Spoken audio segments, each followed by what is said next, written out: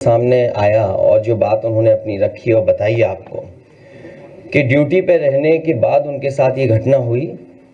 अधिकारी तमाम दबाव बनाते हैं और अब साजिश ये रची जा रही है कि वो ड्यूटी पे ही नहीं थे, पहले ही रिलीफ दिखा रहे हैं और जिस स्कूल में वो जिस जगह पढ़ा रहे थे उस संस्था पर भी, वहाँ पर भी दबाव बनाया जा रहा है और कहा जा रहा है कि आप कह दीजिए बीमार हैं पहले से ही। समाजवादी पार्टी की पहले दिन से ही मांग हुई है कि पहले तो इस तरह का वर्क प्रेशर न क्रिएट किया जाए उनके ऊपर, क्योंकि बहुत जिम्मेदारी का काम है, बहुत सावधानी से काम करना है और बहुत सेंसिटिव इशू है। क्योंकि एक बार फॉर्म गलत हो गया, रिजेक्ट हो गया और वोट नहीं बना आपका, तो आपको फुल सर्कल और पूरे कागजों के साथ फिर घूमना पड़ेगा आपको। तो ये जो एसआईआर है, आखिरकार बीजेपी जल्दीबाजी में क्यों है? चुनाव आयोग और भारतीय जनता पार्टी दोनों मिले हुए हैं और उसका परिणाम यह है कि ये जल्दीबाजी क्यों कर रहे हैं। पहले भी मैं ये बात कह चुका हूं कि उत्तर प्रदेश में लगातार शादियां हो रही हैं और शादियों के समय पर लोगों को एक दूसरे के यहां आना जाना, शादी की तैयारी करना, सब व्यस्त हैं और इतने कम समय में एसआईआर कराना और पूरे प्रदेश का, और किस किस को आपने जिम्मेदारी दी है, यहां तक कि जो नगर पालिका के सफाई कर्मचारी हैं उन्हें भी सहायक बनाया हुआ है। अब आप सोचिए, इतना बड़ा फॉर्म है, इतना टेक्निकल चीजें उसके अंदर हैं कि अगर मान लीजिए बीएलओ नहीं कर पा रहा है तो उसके लिए सहायक बनाया गया है सफाई कर्मचारी।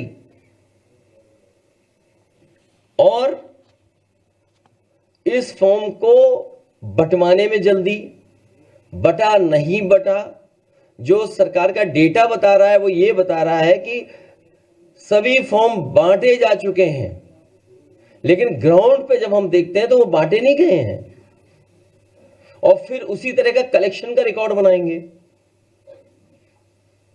ये सोची समझी रणनीति, साजिश, षड्यंत्र है कि बाबा साहब भीमराव अम्बेडकर जी के दिए हुए संविधान के तहत जो हमें वोट डालने का अधिकार है, उस अधिकार को छीनने की तैयारी है। एसआईआर के बहाने वोट डालने का अधिकार छीन रहे हैं, आरक्षण छीनेंगे, आपकी पहचान छीनेंगे, आपके ऊपर उल्टे सीधे दबाव बनाएंगे। जब सरकार के लोग इसी बात पे दबाव बना रहे हैं कि वो ड्यूटी पे ही नहीं थे, पहले से ही बीमार थे। और कल रात जब मैं फतेहपुर में गया था, उन सुपरवाइजर के परिवार के लोगों से जब मैं मिला हूं, उनसे जो बातचीत हुई है, उस बातचीत के दौरान उनकी बहन, उनके परिवार, उनके तमाम जो सहयोगी साथी थे, वो यही बता रहे थे कि उनके ऊपर लगातार सरकार के माध्यम से दबाव बनाया जा रहा था कि जल्दी करिए और जल्दी फॉर्म बंटवाइए, जल्दी फॉर्म भरवाइए। और उसका परिणाम यह हुआ कि उन्होंने आत्महत्या कर ली। उस परिवार की भी मैं मदद कर करके आया हूं। तो आखिरकार जल्दी क्या है एसआईआर की? वेस्ट बंगाल के भी लोग ये कह रहे हैं कि चुनाव आयोग के खून से हाथ रंगे हैं। अब इन लोगों की जान गई है, कौन मदद करेगा? चुनाव आयोग को सामने आना चाहिए, मदद करना चाहिए, क्योंकि ये सब कर्मचारी, अधिकारी चुनाव आयोग के लिए काम कर रहे हैं। और चुनाव आयोग का काम हमने बहुत करीब से देखा है बाई इलेक्शन में। जिस समय बाई इलेक्शन हो रहा था उस समय पूरा का पूरा चुनाव आयोग के अधिकारी चुप बैठे हुए थे। उन्होंने बूथ लूटने दिया, उन्होंने अधिकारियों के माध्यम से जो जो बीजेपी करवाना चाहती थी वो होने दिया, वोट डलवा लिया। सीसीटीवी पे सब है कि आपके किन लोगों ने वोट डाला है, कौन प्राइवेट ड्रेस पहन करके आया था और वोट डाल गया। इसीलिए सीसीटीवी की अब फुटेज भी नहीं देंगे आपको, रिकॉर्डिंग भी नहीं देंगे।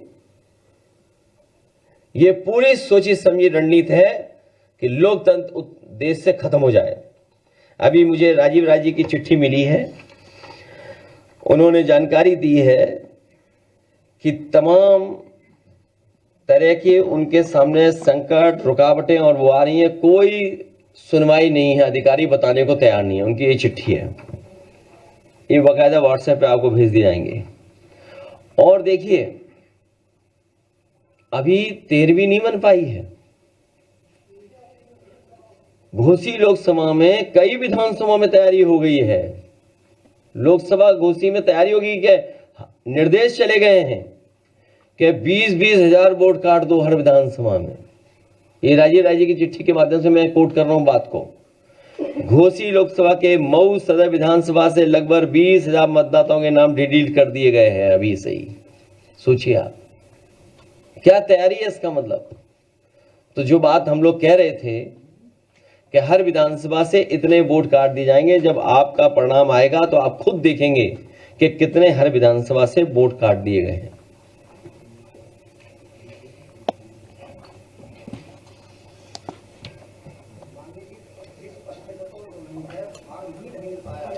नहीं, वही तो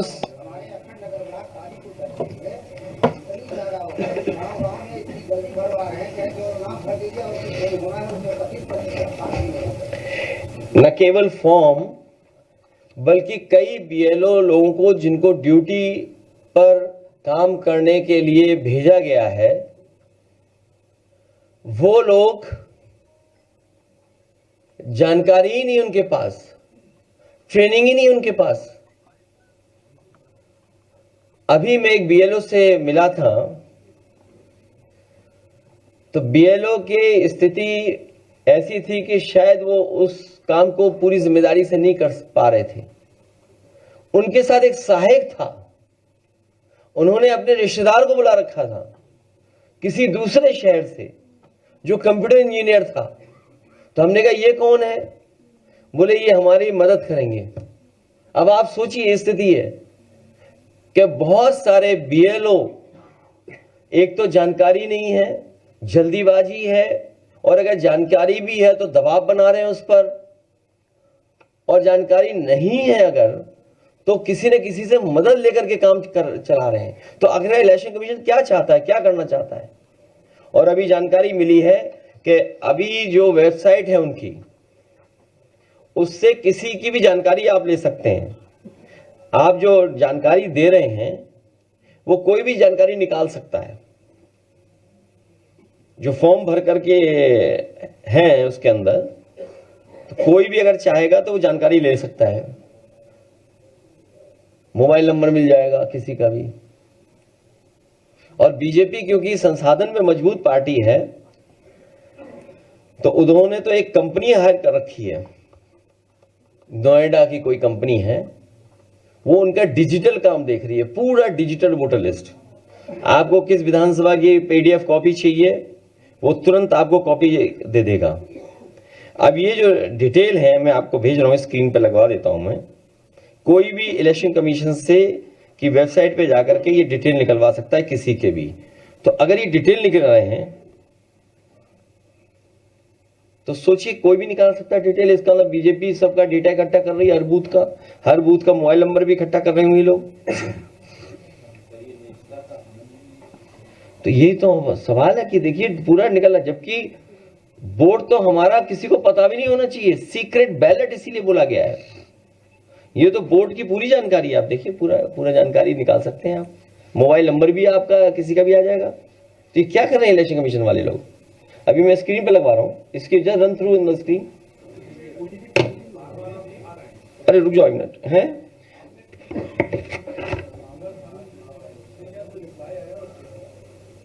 वो एक सफेद कपड़ा में बहुत पहले ले जा चुका हूं। जब बाई इलेक्शन हुआ था, आपने देखा था बाई इलेक्शन, वो मैं बहुत पहले ले जा चुका हूं।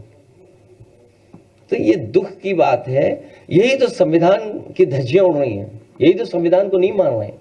और देखिए, संविधान के प्रेमबल को पढ़ रहे थे, पहला शब्द सोशलिस्ट है, सेकुलरिस्ट है। Socialist secular country. आप बताओ सोशलिस्ट कहां से हैं बीजेपी वाले? सोशलिस्ट है बीजेपी वाले, ये कैपिटलिस्ट है। सेकुलर पढ़ रहे थे, क्या ये सेकुलर है? ये कम्युनल लोग हैं, ये डेमोक्रेटिक हैं क्या? तीनों हमारे जो सिद्धांत हैं उन तीनों का हनन कर रहे हैं ये लोग बैठ कर, और प्रेम्बल पढ़ रहे थे, सोचिए आप। और संविधान की जानकारी देते देते माफिया बोल लेते दूसरे लोगों को। वो पार्ट 2 में है।